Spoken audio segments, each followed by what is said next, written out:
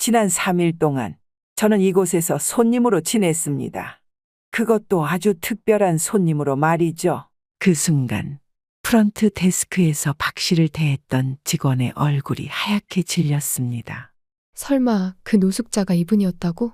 직원은 손이 떨리는 것을 느끼며 주위를 두리번거렸습니다. 다른 직원들도 그를 바라보며 웅성거렸습니다. 와, 진짜야. 그 노숙자처럼 보였던 분이 회장님이었다고? 큰일 났다. 그때 엄청 무례하게 굴었던 걸로 기억하는데. 맞습니다. 저는 노숙자 차림으로 이 호텔에 머물렀습니다. 여러분의 서비스와 시설이 고객의 눈에 어떻게 비치는지 직접 확인하기 위해서였죠. 이 호텔에서 경험한 것을 솔직히 말씀드리겠습니다. 고객을 대하는 태도, 시설 관리, 서비스 정신 어느 하나 만족스러운 부분이 없었습니다. 1990년 호텔에 입사한 박 씨는 객실 판촉, 마케팅 등 호텔 운영의 전반적인 분야를 두루 섭렵하며 30년 넘게 경력을 쌓은 베테랑 호텔리어입니다. 박 대표는 국내 호텔업계에서 유리 천장을 깨고 2015년 호텔 서울 총지배인에 올랐으며 단일 호텔로는 국내 최대 규모인 호텔을 안정적으로 운영하며 뛰어난 리더십을 인정받았습니다. 강한 추진력과 신속하고 정확한 의사 결정 능력이 박 대표의 가장 큰 강점으로 꼽힙니다.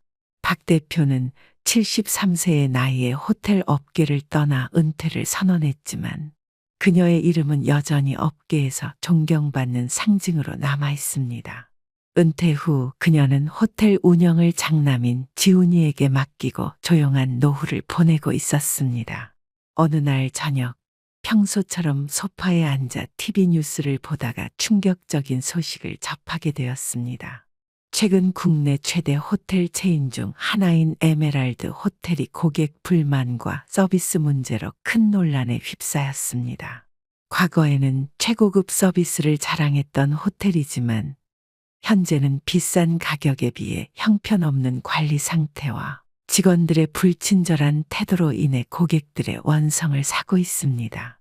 화면에는 호텔 방 내부를 찍은 사진들이 연달아 등장했습니다. 곰팡이가 핀 벽지, 얼룩진 침구, 제대로 닦이지 않은 화장실 등이 그대로 드러나 있었습니다. 이어지는 인터뷰에서 한 고객은 불만 섞인 목소리로 말했다. 예전에 이 호텔은 정말 최고였는데 이제는 별 3개도 아깝다는 생각이 들어요. 직원들도 전혀 친절하지 않고 문제가 생겨도 해결해주는 사람이 없더라고요. 박 씨는 손에 들고 있던 차잔을 내려놓으며 TV 화면을 뚫어져라 쳐다봤습니다. 그녀의 표정은 점점 굳어졌고 이내 깊은 한숨을 내쉬며 혼잣말을 했습니다. 내가 일군 호텔이 이렇게까지 추락하다니. 이럴 순 없어. 이건 내 방식이 아니야. 박 씨는 TV를 끄고 자리에서 일어났습니다. 잠시 후 그녀는 곧장 호텔을 운영 중인 아들 박지훈 대표에게 전화를 걸었습니다. 지훈아, 지금 뉴스 봤니? 호텔에 문제가 많다는 이야기가 나오는데 이게 도대체 어떻게 된 거니? 아들은 태평한 목소리로 대답했습니다. 어머니, 그런 건 뉴스에서 과장하는 거예요.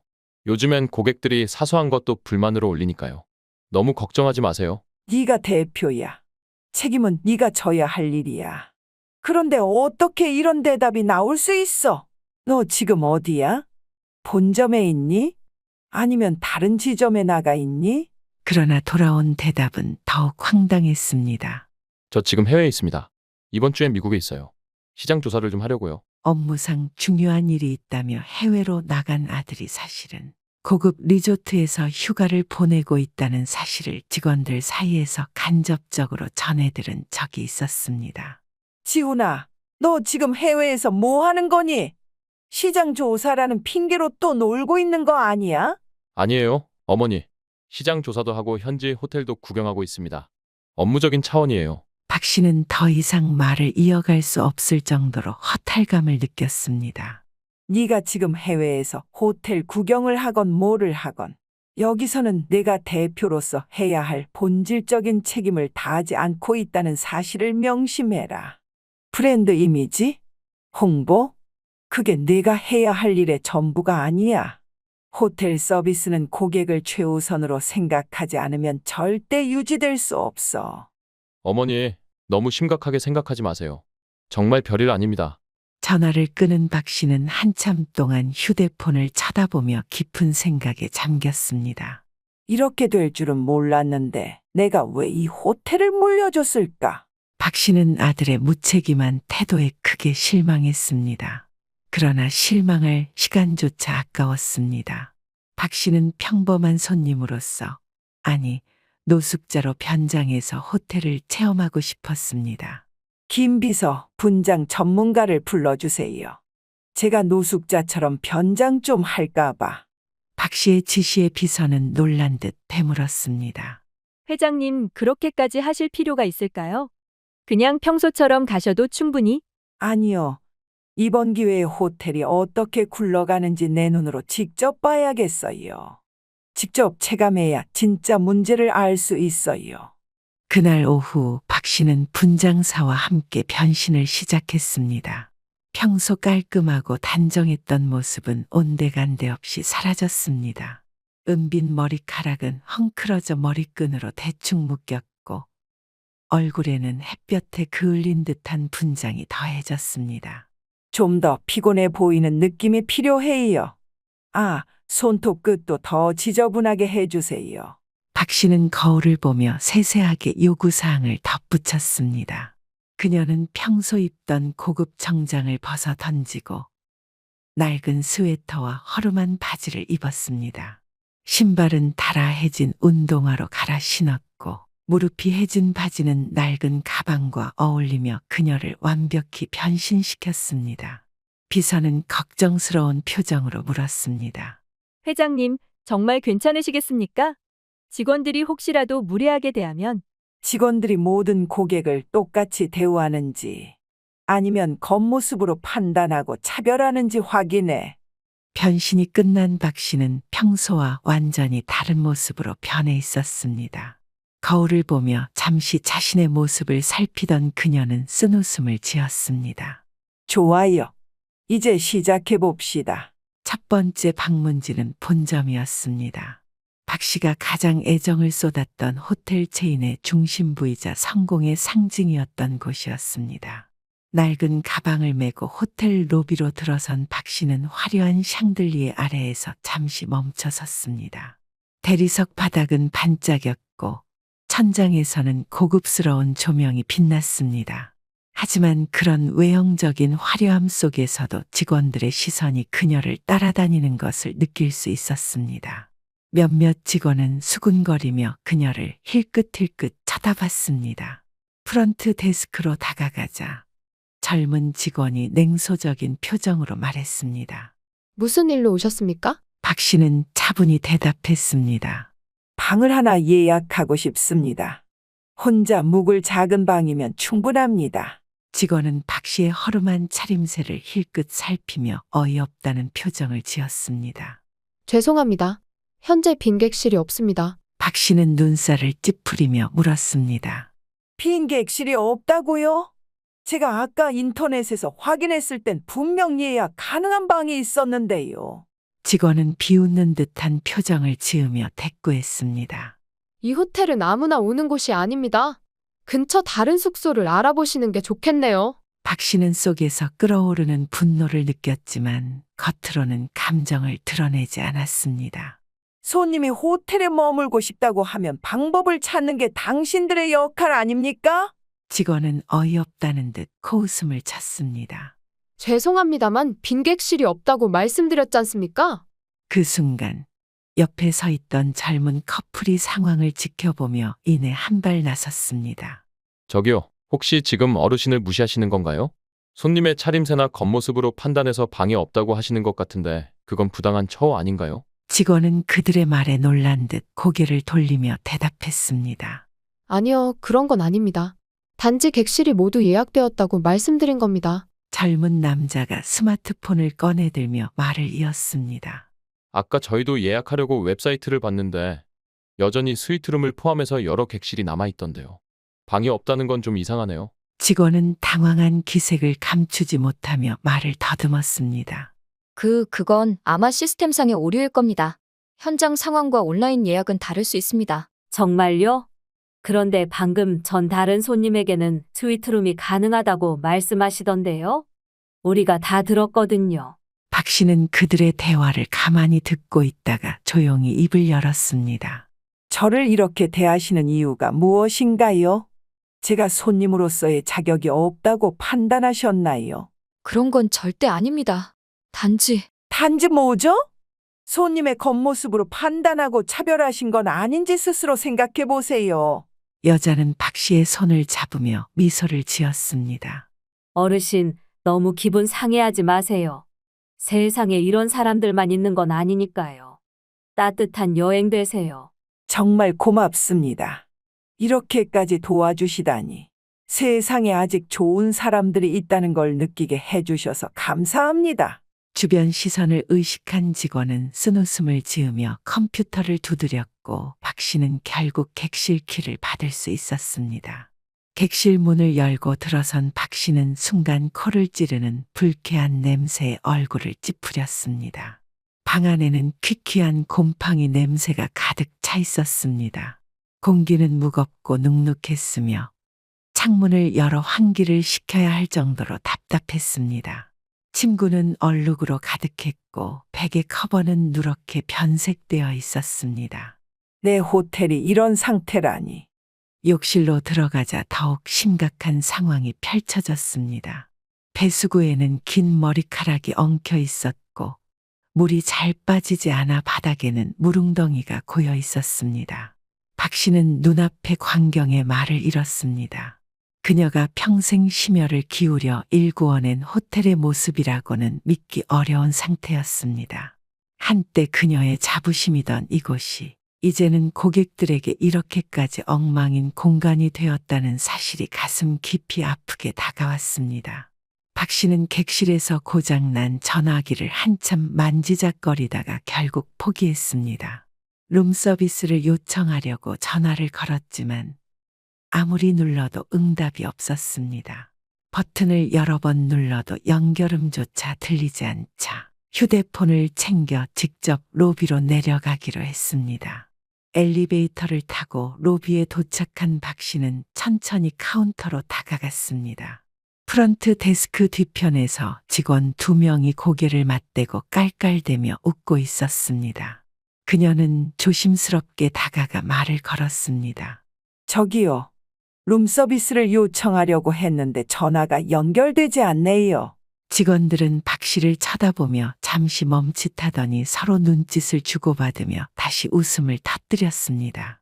그러고는 마지못해 대답하는 듯한 태도로 말했습니다. 아, 룸서비스요? 지금 담당자가 없어서요. 지금은 안 되세요. 그럼 전화기 고장은 누구한테 얘기해야 하나요? 전화를 아무리 눌러도 응답이 없던데요. 지금은 바쁜 시간이라 아마 좀 걸릴 거예요. 박 씨는 답답한 마음에 말을 잇지 못하고 서 있었습니다. 그러던 중 그녀와 눈이 마주친 직원들 사이에서 다시 속닥속닥하는 소리가 들려왔습니다. 저 할머니는 여관이나 가지. 왜 여기까지 온 거야? 그러니까 호텔 분위기 다 망가지잖아.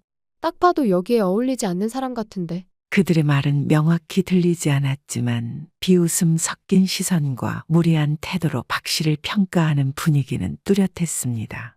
박 씨는 그들의 말을 듣는 순간 참을 수 없는 수치심과 분노가 가슴속에서 치밀어 올랐습니다. 그러나 그녀는 이를 악물고 차분한 표정을 유지하려 애썼습니다. 박 씨는 무거운 발걸음으로 데스크를 떠나 객실로 돌아가며 다짐했습니다. 그녀는 비서인 김 비서에게 전화를 걸었습니다. 김 비서, 지금 당장 할 일이 있어요. 네, 회장님. 첫째, 내 아들놈이 지금 해외에서 뭐 하고 있는지 자세히 알아보세요. 두 번째, 이 호텔의 모든 팀장들의 실적과 직원 평가서를 정리해서 가져오세요. 내가 직접 확인할 겁니다. 알겠습니다, 회장님. 지금 바로 준비하겠습니다. 내가 이 회사를 세울 때는 하나하나 손으로 직접 챙겼었는데, 이제는 이런 상태로 방치되다니. 이건 단순한 실수가 아니라 시스템 자체가 무너졌다는 증거야. 잠시 후 문 밖에서 조심스러운 노크 소리가 들렸습니다. 회장님, 저 김비서입니다. 들어오세요. 문이 열리자 김 비서가 서류가 가득 든 가방을 들고 객실로 들어섰습니다. 그의 이마에는 가벼운 땀방울이 맺혀 있었고 숨을 고르며 박 씨에게 다가갔습니다. 회장님, 요청하신 자료들입니다. 아드님에 대한 정보와 호텔 팀장들의 실적 보고서, 그리고 직원 평가서를 모두 정리해 왔습니다. 김 비서는 가방에서 두꺼운 파일과 태블릿을 꺼내어 테이블 위에 정리했습니다. 박 씨는 천천히 자리에 앉아 첫 번째 파일을 집어들었습니다. 내 아들이 지금 뭘 하고 있는지부터 보죠. 아드님은 현재 동남아시아에 체류 중이며 지난 일주일 동안 주요 호텔과 리조트를 방문한 기록이 있습니다. 그러나 그와 동시에 관광지와 고급 식당에도 들른 기록이 확인되었습니다. 여비 지출 내역 중 절반 이상이 업무와 무관한 항목으로 보입니다. 회사 돈으로 놀러 다니고 있다는 거잖아요. 네, 회장님. 더 자세히 조사해 볼까요? 필요 없어요. 이미 충분히 알겠어요. 강남 본점 팀장은 최근 6개월 동안 매출 목표를 달성하지 못했습니다. 또한 직원 만족도 평가에서 하위 10%에 속해 있습니다. 고객 응대 관련 클레임도 다수 접수되었습니다. 박 씨는 고개를 저으며 한숨을 내쉬었습니다. 이번 기회에 누가 진짜로 이 호텔을 사랑하고 있는지, 누가 자신의 자리만 지키고 있는지 똑똑히 가려내겠습니다. 필요하면 내 아들조차도 제외할 거예요. 그녀는 테이블 위에 놓인 전화기를 들고는 곧바로 해외에 있는 아들에게 전화를 걸었습니다. 어머니, 무슨 일이세요? 제가 좀 바쁜데. 지훈아, 지금 당장 한국으로 들어와라. 갑자기 그게 무슨 말씀이세요? 지금 저 미국에서 중요한 시장 조사를 하고 있잖아요. 이렇게 갑자기 들어오라고 하시면 제가 시장 조사? 너 요즘 무슨 짓 하고 있는지 모를 것 같니? 냉큼 안 들어와. 어머니, 그게 아니라 제가 변명하지 마라. 내가 지금 맡은 자리와 책임을 가볍게 여기는 게 얼마나 한심한 일인지 모르겠니? 제가 천천히 돌아가서 알아서 할게요. 천천히 돌아와? 네가 무슨 책임을 다하고 있는 사람처럼 말하는데 난 네 행동에서 어떤 책임감도 보이지 않는다. 마지막으로 말할게. 한국으로 들어오는 항공편을 당장 예약해서 내일까지 회의 전에 도착해라. 아니면 내 동생에게 호텔을 바로 넘기겠다. 어머니, 그건 너무 심한 처사 아니세요? 제가 이 회사에서 얼마나... 그녀는 말을 끝내자마자 전화를 끊었습니다. 아들은 급히 수영장에서 뛰쳐나와 주변에 흩어진 물건들을 허겁지겁 모으기 시작했습니다. 오빠, 뭐야? 갑자기 왜 그래? 어디가? 아, 몰라. 엄마가 당장 들어오래. 이 노인네가 은퇴했으면 집에서 쉬지 왜 여기저기 들쑤시고 다니는 거야. 우리 내일 맛집 투어도 가기로 했잖아. 맛집이고 뭐고 너 혼자 가던가 해. 나 엄마한테 한 소리 들으면 회사고 뭐고 끝장이야. 너도 알아서 해. 아들은 더 이상 대꾸할 겨를도 없이 황급히 짐을 챙기기 시작했습니다. 그 시각 한국에서는 박 씨가 사무실에 앉아 차분히 비서에게 지시를 내리고 있었습니다. 김 비서, 내일 오전 10시까지 모든 직원을 회의실에 소집하세요. 현장 인원도 참석하도록 배려하고 화상회의로 연결 가능한 시스템도 준비해 두세요. 다음 날 아침 호텔 대강당에는 직원들이 하나둘 모여들었습니다. 대부분의 직원들은 회의라는 소식에 피곤한 기색을 감추지 못한 채 자리에 앉아 있었습니다. 아유, 아침부터 웬 회의래? 일도 많은데. 그러게, 무슨 중요한 일이라도 있나? 설마 감축 같은 얘기하는 거 아니야? 에이, 그건 아닐걸. 그냥 뭐 새로 바뀐 규정 설명 정도겠지. 그때 대강당의 문이 열리며 박 씨가 등장했습니다. 깔끔한 정장 차림에 단정하게 올린 머리, 평소와 다름없는 카리스마가 느껴졌습니다. 그녀의 걸음걸이는 자신감이 넘쳤고 얼굴에는 단호함이 서려 있었습니다. 순식간에 대강당은 조용해졌습니다. 젊은 직원들 사이에서 웅성거림이 시작됐습니다. 저분 누구시지? 엄청 포스 있으신데. 혹시 새로 오신 경영진인가? 그런데 왜 본 적이 없는 분이지? 박 씨는 무대 중앙에 서서 주변을 천천히 둘러보았습니다. 눈빛 하나로 대강당 전체를 제압하는 듯한 그녀의 모습에 직원들은 긴장한 채 자세를 바로잡았습니다. 박 씨는 잠시 침묵을 유지하다가 입을 열었습니다. 여러분, 이 호텔에서 일하시는 모든 분들께 감사드립니다. 저는 박은숙입니다. 그 순간 몇몇 나이든 직원들이 눈을 동그랗게 뜨며 수군거렸습니다. 설마 박은숙 회장님? 전설적인 그 박은숙? 진짜야? 여기 우리 호텔 체인 창립하신 분이잖아. 박 씨는 말을 이어갔습니다. 지난 3일 동안 저는 이곳에서 손님으로 지냈습니다. 그것도 아주 특별한 손님으로 말이죠. 말을 마친 박 씨는 천천히 정면을 바라보았습니다. 그 순간 프런트 데스크에서 박 씨를 대했던 직원의 얼굴이 하얗게 질렸습니다. 설마 그 노숙자가 이분이었다고? 직원은 손이 떨리는 것을 느끼며 주위를 두리번거렸습니다. 다른 직원들도 그를 바라보며 웅성거렸습니다. 와, 진짜야. 그 노숙자처럼 보였던 분이 회장님이었다고? 큰일 났다. 그때 엄청 무례하게 굴었던 걸로 기억하는데. 맞습니다. 저는 노숙자 차림으로 이 호텔에 머물렀습니다. 여러분의 서비스와 시설이 고객의 눈에 어떻게 비치는지 직접 확인하기 위해서였죠. 이 호텔에서 경험한 것을 솔직히 말씀드리겠습니다. 고객을 대하는 태도, 시설 관리, 서비스 정신 어느 하나 만족스러운 부분이 없었습니다. 특히 프런트에서 손님을 외모로 판단하고 차별적인 태도를 보이는 모습은 절대 용납할 수 없습니다. 고객은 모두 소중한 분들입니다. 그런 기본적인 마음가짐도 없이 어떻게 이곳에서 일할 수 있습니까?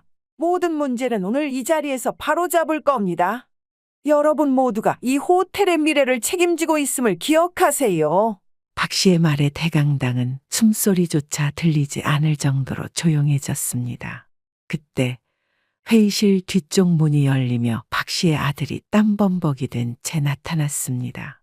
얼굴은 벌겋게 달아올랐고 숨은 턱 밑까지 차올라 헉헉거리며 겨우 말을 꺼냈습니다. 어머니, 오셨어요? 아들은 급히 기둥에 기대어 숨을 고르며 한 손으로 땀을 닦았습니다. 저 늦지 않았죠? 저 지금 막 한국에 도착했어요. 직원들 사이에서 작은 웅성거림이 퍼졌습니다. 박 씨는 아들을 향해 천천히 걸어갔습니다. 대표라는 사람이 호텔을 이 지경으로 만들어 놓고 대체 어딜 그렇게 쏘다니고 다닌 거죠? 아들은 얼굴이 빨개지며 고개를 숙였다가 억지로 미소를 지으며 대답했습니다. 어머니, 그건 그렇게 심각하게 생각 안 하셔도 됩니다. 직원들 앞에서는 좀 그런 말씀은 삼가주시면. 뭐, 그게 부끄럽다고? 직원들 앞에서는 체면을 차리고 싶으세요? 그럼 지금 이 호텔 평판이 바닥을 치는 건 안 부끄럽습니까? 고객들이 매일 불만을 쏟아내고 서비스가 엉망이라는 이야기가 들리는데 그건 창피하지 않나요? 아들은 아무 말도 못하고 고개를 떨궜습니다. 대표라는 자리가 그렇게 가벼운 줄 알아요? 책임질 자신이 없으면 지금 당장 그 자리 내려놓으세요. 회장님, 제가 잘못했어요. 앞으로는 제대로 하겠습니다. 그러니까 기회를 한 번만 더 주세요. 기회는 스스로 만드는 겁니다. 말로만 하는 다짐은 이제 필요 없어요. 행동으로 보여주세요.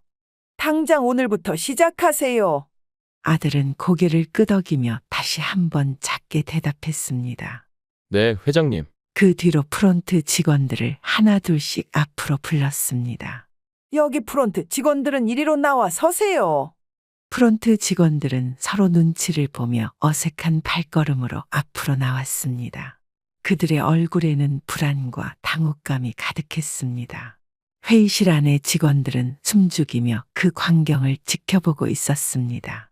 박 씨는 천천히 그들을 둘러보며 질문을 던졌습니다. 당신들, 내가 왜 여기로 불러냈는지 압니까? 저희가 잘못한 일이 있어서 그런 것 같습니다. 박 씨는 고개를 끄덕이며 계속 질문을 던졌습니다. 당신들 스스로 말해보세요. 내 입으로 말해야 합니까? 회장님, 저희는 정말 회장님이신 줄 몰랐습니다. 그냥 노숙자인 줄 알았고 허름한 차림이셔서. 허름한 차림이라서? 평범한 손님이라서? 그게 무슨 뜻입니까? 그러니까 손님을 대할 때 겉모습으로 판단하고 차별하는 게 당신들이 배운 서비스 정신입니까? 고객은 모두 소중합니다.